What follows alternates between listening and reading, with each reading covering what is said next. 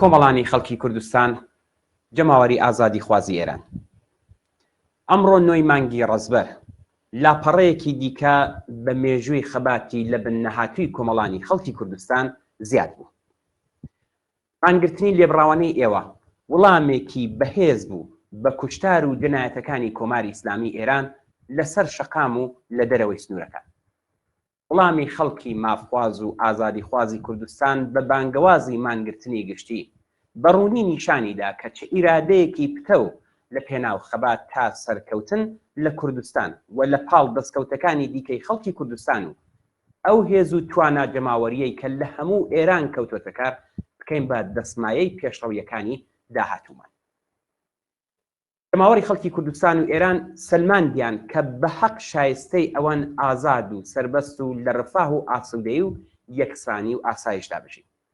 نیشانیاندا کە چیتر ڕێگا نادەن کەرامەتیان پێشێل بکرێت، نانی سەرسفرەیان بڕفێندرێت و لە سەرەتاییترین مافەکانی ئینسانی خۆیان بێبەش بکرێت. ئێمە دەزانین کە هێشتا تا سەرکەوتنی یەکجاری قۆناغگەلێکی دیکەمان لە پێشە. پێویستە هەموو هێز و توانای خۆمان هەنگاو بە هەنگاو بێنینە مەیدانی ئەو خەباتە چارەنووسازە.